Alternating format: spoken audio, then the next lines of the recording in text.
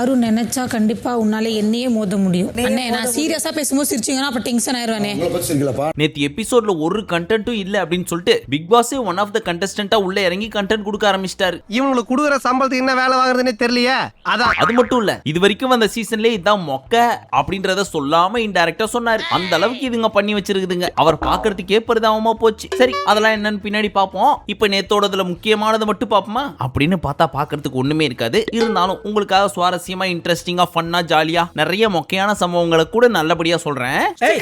சொல்ல வந்த விஷயத்தை நேரா சொல்ல போறியா இல்லையா? அது ஒண்ணு இல்லையா. ஸ்டார்டிங்லயே நம்ம தர்பீஸ் விக்கல் கிட்ட கேள்வி கேட்டுட்டு இருக்கு. ஏன்பா பஸ் காசு கொடுத்தா மட்டும் போதுன்ற அளவுக்கு மட்டும் தான் நான் பெர்ஃபார்மன்ஸ் பண்றேனா? இதெல்லாம் நியாயமா விக்கல்ஸ்? உன்னை விட நான் நல்லாவே பெர்ஃபார்ம் பண்ணிட்டு இருக்கேன். எவ்வளவு பேர் சும்மா உட்காந்துட்டு பெஞ்சை தேய்ச்சிட்டு இருக்காங்க. அவங்களெல்லாம் சொல்றதுக்கு உனக்கு பயம்? என் பேரை சொல்லிட்டேன் அப்படின்னு உடனே, அண்ணே இங்க பாரு, என் கண்ணை பாரு, என்கிட்ட நாமினேஷன் பாஸ் இருக்கா? 4 வாரமா எந்த வீட்டுல இருக்கேன்? பிக் பாஸ் வீட்டுலப்பா இருக்கேன்ல. அப்படி இருக்கிறப்ப என்ன பார்த்து பயம்னு சொல்றேன். ஒழுங்கா புரிஞ்சிக்கல, தப்பா உளறேன் அப்படின்னு 1008 சொல்லிட்டு போ. ஆனா பயம்லாம் சொல்லாத. பயமா? எனக்கா?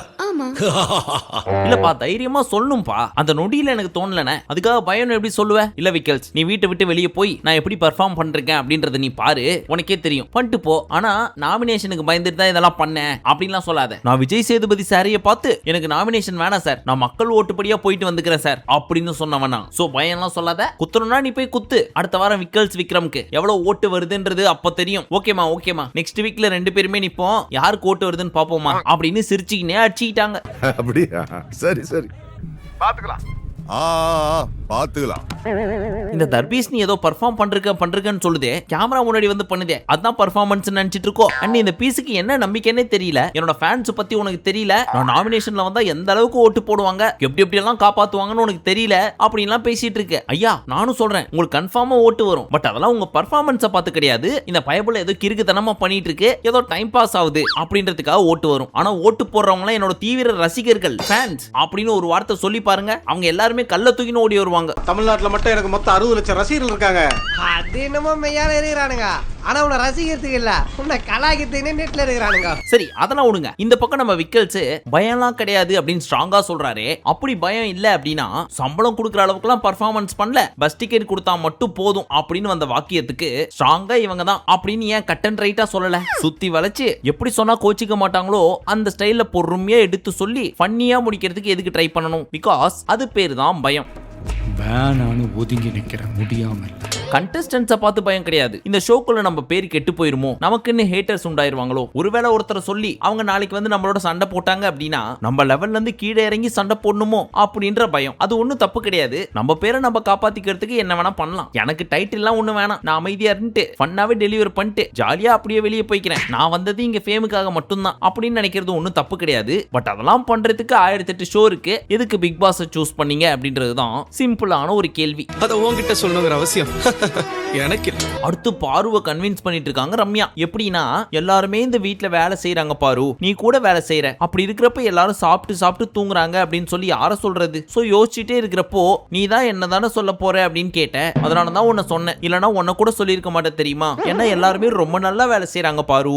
அண்ட் இன்னொரு விஷயம் தெரியுமா பாரு, இந்த வீட்டை விட்டு வெளியே போன என்னை விட மோசமான ஒரு பொம்பளையே கிடையாது. அந்த லெவலுக்கு இறங்கி சண்டை போடுவேன். FJ சொன்ன மாதிரி நீ லோக்கல்னா நான் தர லோக்கல் மாவன நார் அடிச்சிடுவேன். பட் அதெல்லாம் தாண்டி இங்க அமைதியா அடக்க ஒடுக்கமா கெட்ட வார்த்தை கூட பேசாம உட்கார்ந்திருக்கேன் அப்படின்னு நினைக்கிறப்போ என்னாலேயே நம்ப முடியல. பட் இதெல்லாம் வச்சு பாக்குறப்போ சாஷ்டாங்கமா நான் சொன்னதுக்கு சாரி அப்படின்னு பாரு கிட்ட கேட்க முடியாம சுத்தி வளைச்சு தன்னைத்தானே அடிச்சு கேவலப்படுத்தி நம்ம என்ன கேள்வி கேட்டோம் அப்படின்னு பாருக்கே மறக்கிற மாதிரி ஒரு விஷயத்த சொல்லி அந்த பீஸ் ஆஃப் பண்ணிட்டு இந்த பீஸ் எஸ்கேப் ஆயிடுச்சு. பட் ஒரு விஷயத்துல ரம்யாவை உண்மையிலேயே பாராட்டணும். நான் இப்படிதான் அப்படின்னு உண்மையை ஒத்துக்கிட்டாங்களே, அந்த மனசு இருக்க, அதான் கடவுள். இப்போ எல்லாரும் கதை சொல்லி முடிச்சிட்டாங்க. அதனால FJ உன் கதையை நீ ஸ்டார்ட் பண்ணுமா அப்படின்னு உடனே, once upon time long ago so long ago நான் 10th படிச்சிட்டு இருந்தேன். அப்போ என்ன பண்றது அப்படின்னு தெரியாம இருக்கிறப்போ நான் சினிமாக்கு போலான்னு நினைச்சேன். ஏன்னா சினிமா தான் எனக்கு வெறி நரி சொறி எல்லாமே அப்படின்னு வண்டு சிண்டு கதெல்லாம் சொல்லி போடுறாரு மொக்க மேல மொக்கையா போடுறாரு. 1982ல ஆதிச்சநல்லூர்ல முதுமக்கள் தாழி ஆராய்ச்சி பண்றதுக்கு போயிருக்கும் போது ஃபர்ஸ்ட் இந்த பீஸே யாருன்னு தெரியாது. இதுல யாரோ வீரான ஒருத்தரோட கதையெல்லாம் சொல்லிட்டு இருக்காரு. அதுக்கப்புறம் ஹிப்பா பாதிய பார்த்தாரா, சொன்னாராம், அவர் இவரை பாராட்டினாராம். இதெல்லாம் 1 hour ஷோல போடணும் அப்படின்றதுக்காக ட்ரிம் பண்ணி காட்டுற வெர்ஷன். இதுவே நமக்கு காதுல சங்கூதற மாதிரி இருக்கே. 24/7ல கிட்டத்தட்ட 1 மணி நேரத்துக்கு பேசிருக்கு இந்த பீஸ். அப்ப அங்க இருந்து உங்களுக்கு எப்படி இருந்திருக்கும்? இதுல பாரு 2 times ரெஸ்ட் ரூம் போயிட்டு வந்துட்டாங்க. அண்ட் அப்பப்ப வாயை பொளந்து கொட்டாய் விட்டு கூட காமிக்கிறாங்க. இருந்தாலும் நிறுத்தாம அடிச்சு ஓட்டிட்டு இருக்குது இது. அப்ப பாருங்க எவ்வளவு லென்த்தா பேசிருக்குதுன்னு. இந்த உலகத்தில் முதல்ல வந்த முதல் ஹிஸ்டரி நம்மள்தான். கல் தோன்றி மண் தோன்றா காய்ந்த தமிழ். அதே மாதிரி பின்னாடி வந்த சபரியும் அவரோட ஃபேமிலி மேட்டர்லாம் சொல்லி முடிச்சுட்டு ஏற்கனவே ஒரு கதை சொன்னாரு தெரியுமா? வீட்டுக்குள்ள வரப்போறதுக்கு முன்னாடி என்ன அந்த சீரியல்ல ரிஜெக்ட் பண்ணாங்கோ, இந்த சீரியல்ல ரிஜெக்ட் பண்ணாங்கோ, அதுக்கப்புறம் இந்த சீரியல்ல நான் நடிச்சேன், அதுல ஹிட் ஆனேன், அது முடிஞ்சு இந்த சீரியலுக்கு போனேன் அப்படின்னு இவரோட பயோகிராஃபியை சொல்லிட்டு இருக்காரு. இதெல்லாம் எதுக்குப்பா எங்கள்கிட்ட சொல்ற? அதுலயும் முக்கியமா நீங்க என்ன விஜய் டிவி ப்ராடக்ட்னு சொன்னாலும் நான் கவலைப்பட மாட்டேன், தைரியமா ஒத்துப்பேன், நான் விஜய் ப்ராடக்ட் தான் அப்படின்னு மாறு தட்டி சொல்லிக்கிறாரு. அதுவும் விஜய் டிவி ப்ராடக்ட்னு சொல்ல, நான் விஜய் ப்ராஜெக்ட் தான் அப்படிங்கிறாரு. ஃப்ளோல ஏதாவது வந்திருக்கும். சொன்னாலும் சொல்லாட்டினாலும் நீங்க விஜய் டிவி ப்ராடக்ட் தான் ஐயா. ஏற்கனவே விஜய் டிவில விளம்பரம் வருதுன்னு தான் இங்க வந்து பாக்குறோம். இங்கேயும் வந்து விளம்பரம் பண்ணிட்டு இருக்குது இந்த பீஸ். அதுவும் விஜய் டிவிக்கே விளம்பரம். 2 பீஸுங்களும் பேசி வச்சுட்டு வந்திருக்கோம் போல இருக்கு. சுத்தி இருக்கிற மக்களையும் சரி, வெளியே பாக்குற ஆடியன்ஸோட கழுத்தையும் சரி போட்டு ஆக்ஷா பிளேட வச்சு நர நர நர நரன்னு அறுக்கணும் அப்படின்னு. அடுத்து ஒரு டாஸ்க். இங்க தான் நம்ம பிக் பாஸ் எவ்வளவு காண்ட்ல இருக்காரு அப்படின்றது நமக்கு தெரிய வந்துச்சு. அதுல அவர் என்ன சொல்லியிருந்தாருன்னா, இந்த கடந்து வந்த பாதை அப்படின்றது எதுக்காக? உங்களை பத்தி அங்க இருக்கிற மக்களும் வெளியில இருக்கிற மக்களும் தெரிஞ்சுக்கிறதுக்காக. அதை கரெக்டா நீங்க யூஸ் பண்ணிட்டீங்களா இல்லையா அப்படின்றதுக்காக தான் இந்த டாஸ்க். சோ இதுல நீங்க என்ன பண்ணணும்னா 6 பேரை சொல்லணும் வித் காரணமோட. அந்த 6 பேர்ல ஃபர்ஸ்ட் 2 பேர் இந்த டாஸ்கோட முக்கியத்துவத்தை புரிஞ்சிக்காம அவங்களுக்கு கொடுத்த சான்ஸை பயன்படுத்திக்காம இருக்கிறவங்க. அடுத்த 2 பேர் இவங்க கதை சம மொக்க போர் அடிச்சுது அப்படின்றவங்க. அடுத்த 2 சூப்பரா சொன்னாங்கப்பா அப்படின்ற மாதிரியானவங்க. இதுல எந்த 2 பேர் பெஸ்ட்னு சூஸ் ஆகுறாங்களோ அவங்களுக்கு நாமினேஷன் ஃப்ரீ பாஸ் கிடைக்கும் அப்படின்னு சொல்லியிருந்தாங்க. இதுல முக்கியமான பீஸுங்க சொன்னதை மட்டும் பார்ப்போம். அதுல ஃபர்ஸ்ட் பிரவீன், அவருக்கு அம்ருதீன் பேர் சொன்னாரு, போர் அடிக்குது இவர் கதை அப்படின்னு சொல்லி. அதுக்கு கம்ரு கேட்டாரு, என் கதை போர் அடிக்குதா? 4 மாசம் முன்னாடி எங்க அம்மா இறந்துட்டாங்கன்னு சொன்னேன், என் ஃப்ரெண்டு இறந்ததுனால நான் சினிமாக்கு வந்தேன்னு சொன்னேன், அதெல்லாம் போர் அடிக்குதுன்னா சரி ஓகே அப்படின்னு ஒத்துக்கிட்டாரு. நீங்க நல்லவையா. பட் பிரவீன் ஏன் இவர் பேரை சூஸ் பண்ணாரு அப்படின்றதுக்கு ஒரு காரணம் சொன்னார். அது என்னன்னா, நீங்க சொன்ன கதையில இருந்து நான் என்ன எடுத்துக்கிறது அப்படின்றது எனக்கு தெரியல, அதனால உங்க பேரை சொன்னேன் அப்படிங்குது. பட் கேட்ட கேள்வி என்ன, இவங்க கதை கேட்கறதுக்கு போர் அடிக்குது, இவங்க கதை சொல்றேன் அப்படின்ற பேர்ல எங்க டைமையும் மக்கள் டைமையும் வேஸ்ட் பண்ணாங்க அப்படின்றதுதான். அதை புரிஞ்சுக்காம இவர் கொஸ்டினையே மாத்துறாரு. பட் கமரு கிட்ட சொன்ன கதை சுவாரஸ்யமா தான் இருந்துச்சு. உண்மையை சொல்லணும் அப்படின்னா ஃப்ரெண்ட் மேட்ரு எனக்கு பெருசா தெரியல, பட் அவரோட அம்மா இறந்தது, அதுக்கப்புறம் 2 சொன்னாரு தெரியுமா, 2 years லவ், 5 years லவ், அவங்க இதை பார்த்துட்டு இருப்பாங்க அப்படின்னு. அது வெளியே எந்த அளவுக்கு போச்சு அப்படின்றது எனக்கு பர்சனலா தெரியும். ஏன்னா அவரோட எக்ஸோட பேரு பிரதீபாவா, நான் ஆதிரின்னு சொல்லிட்டேன் போல இருக்கு. அன்னைக்கு கோயில் காமிச்சு அந்த பொண்ணு தானே? என்னடா நான் பார்த்தேன், அது என்ன பார்க்கல. அதுக்கு நம்ம மக்கள் இது கூட ரிசர்ச் பண்ண தெரியல அவனுக்கு. நீ ஆதிரின்னு சொல்லி வச்சிருக்க, ஆதிரி ஒண்ணும் கிடையாது, அவன் ஆளு பிரதீபா. அந்த சீரியல்ல இவங்களோட இவங்க, அவங்க தான் இவங்க அப்படின்லாம் சொல்லி இந்த சீரியலோட ஃபுல் ஸ்டோரி எங்க மாமாவோட ஒய்ஃபான என்னோட சொந்த அக்காட்ட கேட்டு என்ன நானே துப்பிட்டது. இவ்வளவு நடந்திருக்கு. அதனால கண்டிப்பா இந்த பீஸோட கதை சுவாரஸ்யம் இல்லைன்னா சொல்ல முடியாது. நல்லா தான் இருந்துச்சு கம்ரு. இந்த மாதிரி நிறைய சுவாரஸ்யமான கதை அடிக்கடி சொல்லுங்க. வெளியே வந்ததுக்கு அப்புறம் பிரதீபாவை கேட்டதா சொல்லுங்க. அது ஏன் மேட்ரு? ஓ மேட்ரு மட்டும் பேசு. அப்புறம் நிறைய பேர் ரம்யாவோட கதை போரிங் அண்ட் சரியா பயன்படுத்திக்கல அப்படின்லாம் சொல்லியிருந்தாங்க. சோ ரம்யா ஃபீல் பண்ணிட்டு, நான் எதுக்காக அவனை பத்தி சொன்னேன் அப்படின்னா, ஏன்னா நான் அவனையே தான் சுத்தி வந்தேன், நான் சிம்பத்தி கிரியேட் பண்ணுன்றதுக்காக சொல்லல, எங்கேயாவது மூலையில இருந்து அவன் இதை பாப்பான் அப்படிங்கிற ஒரு நம்பிக்கை அப்படின்னு சொல்லிட்டு கண்ணில் தண்ணி வச்சுண்டா. அதை பாக்குறதுக்கே ரொம்ப பரிதாபமா போகல. ஹலோ, என்ன கலாய்க்கிறீங்களா? அப்புறம் இதே ரம்யா வந்து எனக்கு ரொம்ப மொக்கையா இருந்தது நம்ம திவாகரோடது தான். ஏன்னா ரொம்ப லென்த்தா போச்சு, எப்படா முடியும்னு ஆச்சு, 1 மணி நேரத்தையும் தாண்டி போச்சு. இது சொல்றதுக்கு ஏதாவது தகுதி வேணுமானே அப்படின்னு சான்ஸ் கிடைக்கிறப்ப குத்துறாங்களாமா. அதுக்கு நம்ம அண்ணன், நான் உன்னை எதுவுமே சொல்லமா, சொல்லிட்டு போ அப்படின்னு மன்னிச்சு விட்ட மாதிரி இருந்துச்சு. அது ஏன்னு தெரியல, இந்த அம்மா எது பேசினாலுமே நம்பணும்னே தோண மாட்டேங்குது. மூஞ்சி சார் மூஞ்சி, சில மூஞ்சிகளை பார்த்தாதான் தோணும். சோ இதன்படி பெஸ்ட் 2 அப்படின்னு சூஸ் ஆனது கலை மற்றும் கனி. இதுக்கான கமெண்ட்டை பின்னாடி கொடுப்போம். அதுக்கு முன்னாடி கனியோட ஸ்டோரி என்ன அப்படின்றத நீங்க பாத்துருக்க மாட்டீங்க, ஏன்னா அது 1 hour ஷோல வரல. சோ கனி என்ன சொன்னாங்க அப்படின்றத ஷார்ட் அண்ட் ஸ்வீட்டா உங்களுக்கு நான் சொல்றேன். என்னடா மறுபடியும் அதே இடத்துல வந்து நிக்கிறான்? அவரோட பழக்கம் அது. எங்க வீட்ல அக்கா தங்கச்சி 3 பேர். அதுல நான் தான் அக்கா, விஜயலட்சுமி 2வது பொண்ணு, 3வது ரஞ்சனி, அவ தான் எனக்கு உயிர். அதுக்காக 2வது தங்கச்சி பிடிக்காது அப்படின்னு இல்ல, அதை விட ஜாஸ்தி எனக்கு சின்ன தங்கச்சி. இப்ப எங்க அப்பா யாரு அப்படின்னா, காதல் கோட்டை அப்படின்னு ஒரு படம் பண்ணார்ல, அந்த படத்தோட டைரக்டர். எங்க அப்பா என்ன கார்ப்பரேஷன் ஸ்கூல்ல தான் படிக்க வச்சாரு. என்னதான் காசு பணம் வந்தாலும் நீ இங்கே படி அப்படின்னு சொல்லி என்ன சொல்லிட்டாரு. எங்க அப்பா காதல் கோட்டைக்கு அப்புறம் நிறைய பணம் எடுத்தாரு, பட் அது எதுவுமே பெருசா போகல. அதனால மறுபடியும் நாங்க 0க்கே வந்துட்டோம். ஒரு நாள் தீபாவளி, அப்பா அம்மா அம்மா கையிலேயே ஒரு பட்டாசு வெடிச்சிருச்சு. அதுக்கப்புறம் அம்மா கொஞ்சம் அப்நார்மலா நடந்துக்க ஆரம்பிச்சாங்க. லேட்டர் ஒரு சில விஷயத்தெல்லாம் அப்சர்வ் பண்ணதுக்கு அப்புறம் தான் தெரிஞ்சு அம்மாக்கு பைபோலார் டிசார்டர் அப்படின்னு சொல்லி. சோ சமீபத்துல அம்மாவும் இறந்துட்டாங்க. இப்போ நாங்க 3 பேர் தான். நான் தான் அம்மா மாதிரி என் தங்கச்சிகளை பாத்துக்கிட்டேன். சைட் அடிக்க கூடாது, பசங்களை பார்க்க கூடாது அப்படின்லாம் சொல்லி. இதுக்கு எல்லாத்துக்கும் முன்னாடி எனக்கு ஒரு லவ் வந்துச்சு. அவர் பேரு திரு. வீட்ல ஒத்துக்கல. லவ்ல கான்சென்ட்ரேட் பண்ணதுனால என்னால என் ஃபேமிலியை பார்க்க முடியல. அப்புறம் எங்க அம்மா அப்பா எல்லாம் இறந்ததுக்கு அப்புறம் சின்னதா கார் வாங்கணும்னு ஆசை வந்துச்சு, வாங்கணும். அதுக்கப்புறம் தங்கச்சி விஜய் சென்னை 28 அப்படின்னு ஒரு படம் பண்ணா ஒரு நல்ல growth கிடைச்சது. அதுக்கப்புறம் நான் ஒரு சில ஷோ எல்லாம் பண்ணேன், ஒரு பெரிய கார் வாங்கணும். அதுக்கப்புறம் குக் வித் கோமாளி டைட்டில் வின்னர் அப்படி நான் ஒரு பொசிஷனுக்கு வந்தேன். இப்படின்றதுதான் நான் சொன்ன ஷார்ட் ஸ்டோரி. பட் இதை தாண்டியும் நிறைய சொன்னாங்க. என் தங்கச்சிங்க எனக்கு பெருசா கல்யாணம் பண்ணி வைக்கணும்னு நினைச்சாங்க. திரு எனக்கு நிறைய சப்போர்ட் பண்ணாரு. இந்த மாதிரி நிறைய. அழாம பேசுறா.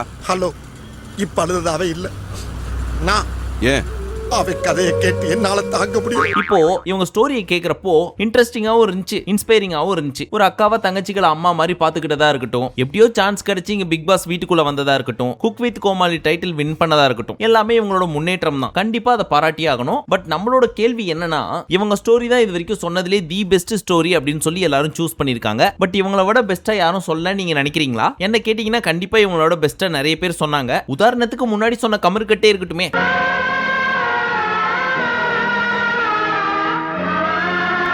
அவரே அவரோட விஷயத்த சொல்றப்போ அவுட் ஆஃப் 100க்கு ஒரு 80ஆவது போடலாம். நமக்கு பிடிச்சிருக்கு பிடிக்கலன்றது அடுத்த விஷயம். பட் கேட்கறதுக்கு இன்ட்ரெஸ்டிங்கா இருந்துச்சா அப்படின்றது தானே விஷயம். அப்படி பாக்குறப்போ அந்த பீஸோட பேரை சொல்லிருக்கலாமோ அப்படின்னு தோணுச்சு. அப்பாவும் இறந்துட்டாரு, அம்மாவும் இல்ல. எதுக்காக இந்த ஃபீல்டுக்குள்ள வந்தேன், என்னோட பாஸ்ட் லைஃப் இதுதான், அதுல இருந்து வந்த லவ் அப்படி இப்படின்னு ஒரு சில கதைலாம் சொல்லுச்சு. அதை கேட்கறப்ப எங்கேயும் போர் அடிச்ச மாதிரிலாம் தெரியல. அது பேர் தான் சுவாரஸ்யம். இருந்தாலும் மார்க் போட்டு இருந்திருக்கலாம். கலை கண்டிப்பா டிசர்விங் பர்சன் தான். ஏன்னா அவரோட ஸ்டோரியில நிறைய கட்டு இருந்துச்சு. 1 hourல இல்ல 24/7லயே. இப்ப கூட அந்த பீஸுக்கு உடம்பு முடியல அப்படின்னா எதனாலன்றது கொஞ்சம் யோசிங்க. அதுவும் 25 வயசுல. எல்லாமே பழக்க வழக்கங்கள் தான். அதெல்லாத்தையும் ஷேர் பண்ணிருக்காரு. சோ அந்த பீஸை ஒன்னா சொல்லலாம். ஏன்னா எல்லாத்தையும் விட்டு வந்து தன்னோட மனைவிக்காகவும் குழந்தைகளுக்காகவும் தன்னோட லைஃப்ல ஒரு பெரிய மாற்றம் நடக்கணும் அப்படின்னு சொல்லி இங்க வந்திருக்கு. வாடினேன் வருந்தினேன் இனி திருந்தினேன் நாராயணா. பட் ரெண்டாவதா பார்த்தா கம்ருதீன் அண்ட் கனி 2 பேரோட ஸ்டோரியும் நான் ஃபுல்லா பார்த்தேன். சோ கம்பேர் பண்ணி பாக்குறப்போ கம்ருதீன் கொஞ்சம் பெஸ்டா தான் தோணுச்சு. அதுக்காக கனி வர்ஸ்ட் அப்படின்னு சொல்லல, கனி இது நல்லா இருந்துச்சு. பட் பெர்சன்டேஜ் வைஸ் பாக்குறப்போ கம்ருதீனுக்கு ஒரு 10% ஜாஸ்தியா தான் கொடுக்கணும்.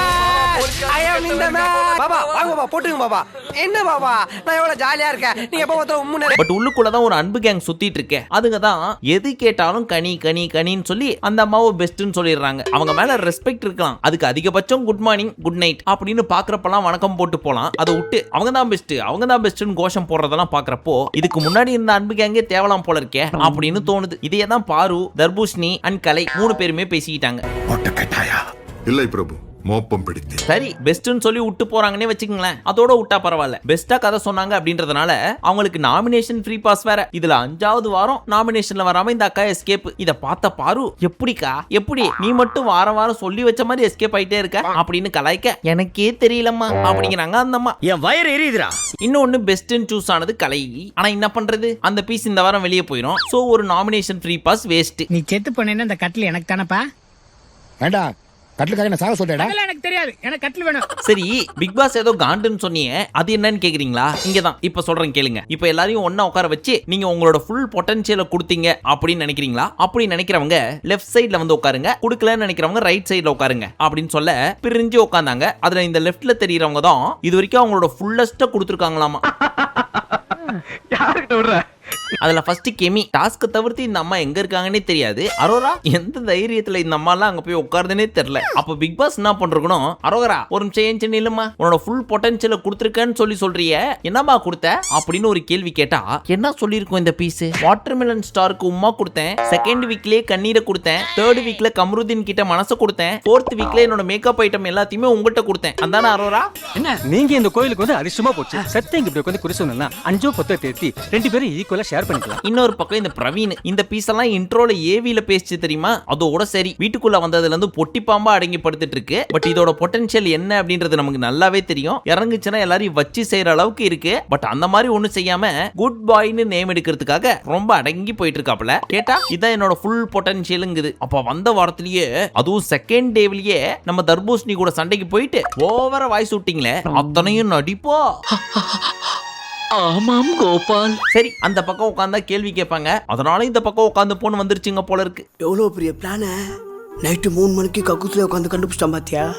ஆக்சுவலா இவன் தான் பாஸ். சரி, நம்ம விஷயத்துக்கு வருவோம். இப்ப ரைட் சைடுல உட்கார்ந்திருக்காங்க தெரியுமா, அவங்க லெஃப்ட் சைடுல உட்கார்ந்திருக்கவங்கல்ல ஒருத்தர் சூஸ் பண்ணி இவங்க எல்லாம் அங்க உட்கார்ந்திருக்கிறதுக்கு தகுதியே இல்ல, என்ன பொட்டன்ஷியல கொடுத்து கீழ்ச்சிட்டாங்க, அவங்களையும் கூட்டிட்டு வந்து எங்களோடய உட்கார வைங்க அப்படின்னு நினைக்கிற ஒரு நபரை சொல்ல வேண்டும் அப்படின்னு சொல்ல, நம்ம ரம்யா இருக்காங்களே ரம்யா, அவங்க பாரு பேரை சொல்லிட்டு, பாரு உங்களால நினைச்சா என்னையே தோக்கடிக்க முடியும், பட் அதுக்கான எஃபர்ட் நீ போட மாட்டேற அப்படின்னு பாருவை டேமேஜ் பண்றாங்களா இல்ல இவங்களே பெருமையா சொல்லிக்கிறாங்களான்னு தெரியல. தலையில தாங்க வந்துடுது லூஸ் ஆயிடுச்சுடா. சோ பாரு ஷாக் ஆகி என்னமா சொல்ல வர, எனக்கு ஒன்னும் புரியலையே அப்படின்னு கேட்க, அதாவது நான் டிஃபென்ஸ்ல சொல்றேமா, நீ என்ன விட பயங்கரமா டிஃபெண்ட் பண்ணலாம், ஆனாலும் பண்ண மாட்டற, பண்ணு நல்லா பண்ண முடியும் அப்படின்னு அட்வைஸ் கொடுத்துட்டு இருக்காங்க. இது எத்தனை பேர் சிரிக்காம பாத்தீங்க, கை தூக்குங்க. இந்த ஊர்ல ஒருத்தர் கூட கையை நீட்டி சொல்லவே முடியாது. சரி, இப்ப 2 and 2க்கு மேற்பட்ட ஓட்டுகள் வந்தவங்க மட்டும் கை தூக்குங்க அப்படின்னு சொல்ல, அரோராக்கு 6 ஓட்டு. இப்படி போய் அசிங்கப்படணுமா அரோராக்கா?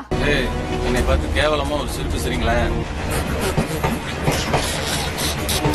சரி, அவங்களோட சேர்ந்து கமருதீன், துஷார், பிரவீன் எல்லாரும் இந்த பக்கம் வந்தாங்க. சோ இவங்க எல்லாரையும் உட்கார வச்சு நம்ம பிக் பாஸ் என்ன சொன்னாருன்னா, ஃபுல் பொட்டன்ஷியலை கொடுக்கல அப்படின்னு சொல்லி இந்த பக்கம் உட்கார்ந்துருக்கீங்கல்ல, நீங்க எல்லாம் எனக்கு ஒரு ப்ராமிஸ் பண்ணணும், இந்த சீசன்ல என்னோட ஃபுல் பொட்டன்ஷியல் அண்ட் என்னோட முழு திறமையும் காட்டுவேன், டாஸ்க் ஆகட்டும், வீட்டு வேலையாகட்டும், முரண்பாடுகள் ஆகட்டும், எல்லாத்துலயும் என்னோட பெஸ்ட்டை கொடுப்பேன் அப்படின்னு நீங்க நம்புறீங்கன்னா சத்தியம் பண்ணுங்க அப்படின்னு கேட்க, எல்லாரும் ஏஞ்சி நின்னாங்க. சத்தியமாவது சக்கரை பொங்கலாவது, காலம் எதை நோக்கி போயிட்டு இருக்குது, இப்ப வந்து ப்ராமிஸ் பண்ண சொல்லிக்கிட்டு அப்படின்னு நினைச்சு. ஆனா இது மக்கள் பார்க்கும் ஷோ, சத்தியம் பண்ணிட்டு பண்ணலன்னு வச்சுங்க குறும்படம் போட்டு விட்டுருவாங்க நம்ம மக்கள். அப்படித்தானே பெரிய பாஸ், அத மைண்ட்ல வச்சு தானே சத்தியம் கேட்டீங்க.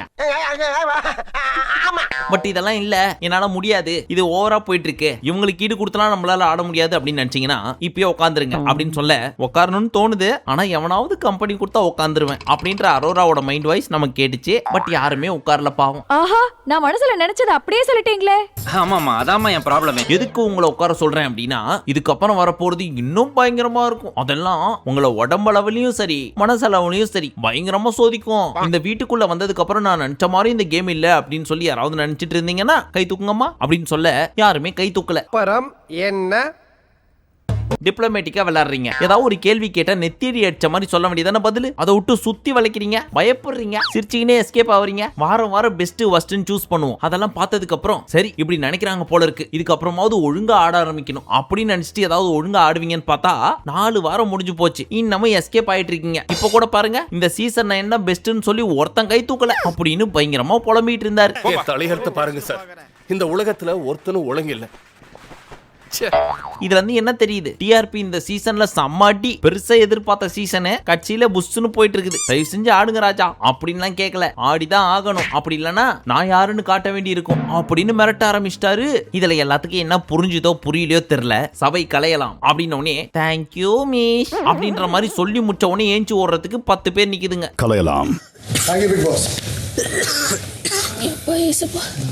என்ன விட்டுருங்க ஐயா. யோ, எதுக்கு எல்லாம் இப்படி ஓடுறீங்க? ஆனா ஒன்னு கேக்குறேன், அவங்கள மட்டுமே குறை சொல்றீங்களே, அவங்கள்ட்ட குறை இருக்கு ஒத்துக்கிறேன், ஆனா நீங்க கொடுக்குற டாஸ்க் அதுவும் கொஞ்சம் பார்த்து கொடுங்க. இந்த வார டாஸ்க் எல்லாம் பெருசா இன்ட்ரெஸ்டிங்கா இல்ல, இந்த திருடி வைக்கிற மாதிரி, ராஜா ராணி பொம்மை டாஸ்க் அந்த மாதிரி ஏதாவது கொடுங்க, பிசிக்கல் டாஸ்க் கொடுங்க, அப்பதான் இன்னும் சுவாரஸ்யமா இருக்கும். நீங்க நினைச்ச மாதிரி அத்தனை பேரோட மாஸ்க்கும் கிளியும், கவலைப்படாதீங்க, போட்ட காசு எடுத்துடலாம். நீங்க எந்த அளவுக்கு ஃபீல் பண்றீங்க அப்படின்றது உங்களுக்கு எழுதி கொடுத்த ஸ்கிரிப்டை நீங்க படிக்கிறப்ப எங்களுக்கு தெரிஞ்சது பிக் பாஸ். சோ படுத்த டிஆர்பி சீக்கிரம் ஏஞ்சி செங்குத்தா நிக்கும், நம்புங்க, நம்பிக்கை அதே எல்லாம். இந்த மாதிரி பல குரல் தெரியும் சார். அது சரி, இன்னைக்கு வீடியோவை நீ 3.0 போட போறன்னு சொன்னியே, என்ன இங்க போட்டிருக்க அப்படின்னு சொல்லி ஒரு சிலர் கேட்கலாம். அதுக்கு ஓப்பனா உண்மையான பதில சொல்லணும் அப்படின்னா, அதுல இன்னும் மானிட்டைசேஷன் எனேபிள் ஆகல, இன்னும் ஒரு 3-4 நாள் ஆகும்னு சொல்லியிருக்காங்க. அதுக்காக வெயிட் பண்ணிட்டு இருக்கிறோம். ஏன்னா நைட்டும் பகலும் தூங்காம குடும்ப குட்டிகளை பார்க்காம கிட்டத்தட்ட 5 பேர் இதே பொழப்பா ஓடிட்டு இருக்கிறோம். எங்க குடும்பத்தை ஓட்டுறதுக்கு கொஞ்சம் காசு வேணாமா, அதனாலதான் இங்க போட்டுட்டு இருக்கோம். ஒன்ஸ் அது எனேபிள் ஆயிடுச்சு அப்படின்னா அங்க வீடியோ போட ஸ்டார்ட் பண்ணிடுவோம். இதனால இப்படி ஆகி போச்சு, வாங்கலாம் போலாம். என்ன எப்படி ஆயிடுச்சு? சரி வா போலாம். மக்களே உங்கள்கிட்ட கேட்கிறேன், உங்கள்கிட்ட எல்லாமே டிரான்ஸ்பரண்டா உண்மையா நாங்க எல்லாத்தையும் சொல்லிட்டு இருக்கிறோம். எங்களை மாதிரி யாராவது சொல்லுவாங்களா? நாங்க எவ்வளவு குட் பாய்ஸ் அண்ட் கேர்ள்ஸா இருக்கோம்னு பாத்துக்குங்க. சோ கொஞ்சம் பார்த்து சப்போர்ட் பண்ணுங்க. அப்பப்போ புள்ள குட்டிங்களோட நீங்க சந்தோஷமா இருப்பீங்க. கட்சியில பிச்சை எடுக்கிற ரேஞ்சுக்கு போயிட்டோமே. சரி எது எப்படியோ, மீண்டும் உங்களை நாளை காலை சந்திக்கும் வரை நன்றி, வணக்கம், நமஸ்தே, நமஸ்கார்.